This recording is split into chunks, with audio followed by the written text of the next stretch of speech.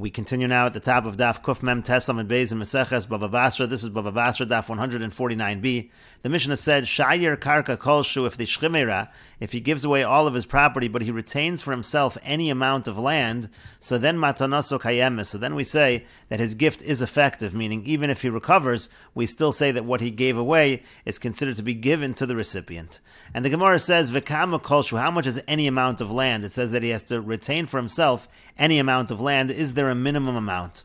Amar Rav Yehuda Amar Rav. Rav Yehuda says that Rav says karka kedei parnosah, so it means that he retains for himself an amount of land that he can sustain himself for the rest of his life with that land.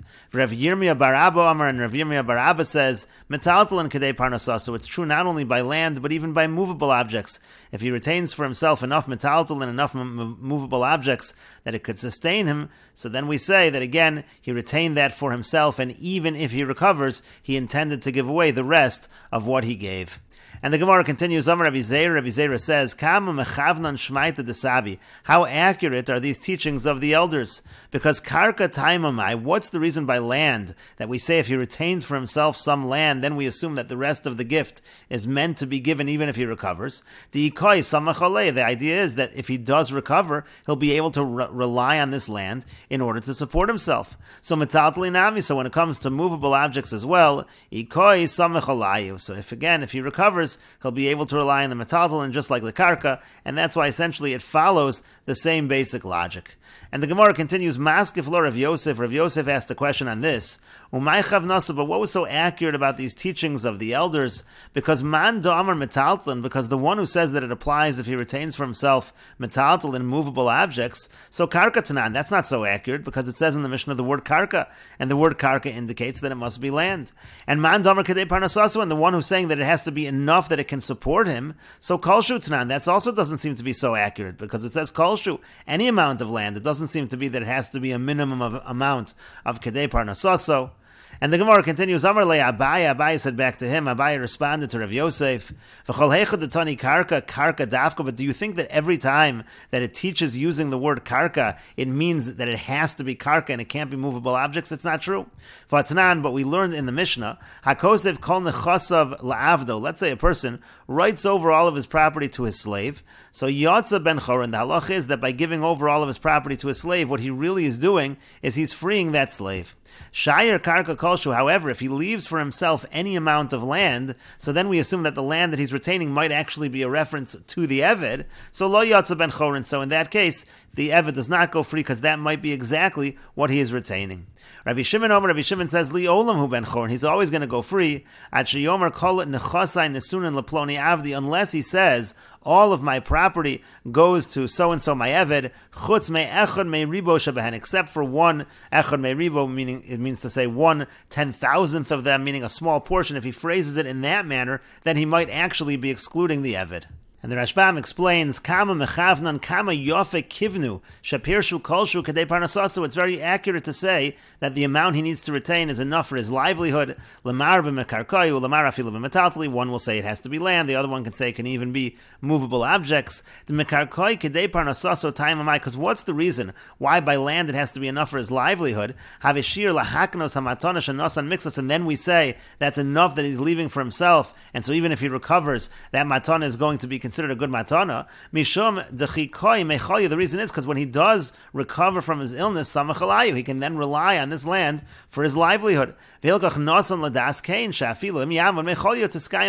therefore it all makes sense that he's giving it away, that even if he does recover, he still wants to give the gift. And he's going to support himself from the land that he kept for himself, and the same should be true by movable objects. But then the Gemara said, "My kavnasa, what's so accurate? It's not that accurate because again the word karka is used. It seems to be that it has to be land, and also it says kolshu, any amount. It doesn't seem that there's a minimum." And the Gemara then said, Karka davka bitmiya. The Gemara said, is it really true? This was Abaye talking to Rav Yosef. Is it really true that anytime the Mishnah says karka, it means only land? V'atanan b'Meseches peya. But we learned in the Mishnah Meseches peya, hakosev nechasav li'avdo yotza ben choron. If somebody writes over his property to his Eved, the Eved goes free. Shari Eved bechlal nechasim, because the Eved also is considered his property. V'nimsa sheikin el Eved eskufu. It's like he's giving the Eved his own body, imshar nechasim, together with the rest of the property. But shayir karka kolshu. But again, The Mishnah in Peah said if he retains any amount of land, could go in Shamar chutz mikarka kolshu. Let's say he just says, I'm giving you everything except for a small amount of land. Lo yotza ben chorin, then the Eved doesn't go free. She'eved hukash lekarkos, because a slave is compared to land, so the exception could be referring to the Eved himself. T'chsiv visnachaltem, it says visnachaltem, which is a comparison to land. V'hai karka kolshu ikol ameimer shalo Eved uomer. So when he says he's retaining a little bit of land, it could be the Eved. V'nimsa she'eno ben chorin, it comes out he's not free. V'gam hanachasim lo kana, then he won't get the property either. V'hu adin imamar chutz mimataltlin. And the point over here is when we say that he retains some land, so the Eved doesn't go free, it's not that it has to be land. It could be movable objects as well. Chutz mimataltlin kolshu, if he says with the exception of some movable objects, the same halach is true. Like Rabbi Elazar will explain, sha'asu hamataltlin shiur eitzel Eved, that again they say the metaltlin also is considered that he's leaving the Eved, that he's not freeing the Eved. To deal mahay Eved hu hamataltlin shashayir, maybe the Eved is the metaltlin that he's leaving off. The Av the metaltlin, because an Eved is able to move around. Avalimamar kol nechasai nesunin lo chutz misada ploni. The Rashbam notes, if the person were to say all of my property is given to you except for this specific field, hareu ben chorin, then he would go free. Sho Eved eno bechlal oso sada shapirish, because the Eved is certainly not considered that particular field which he mentioned.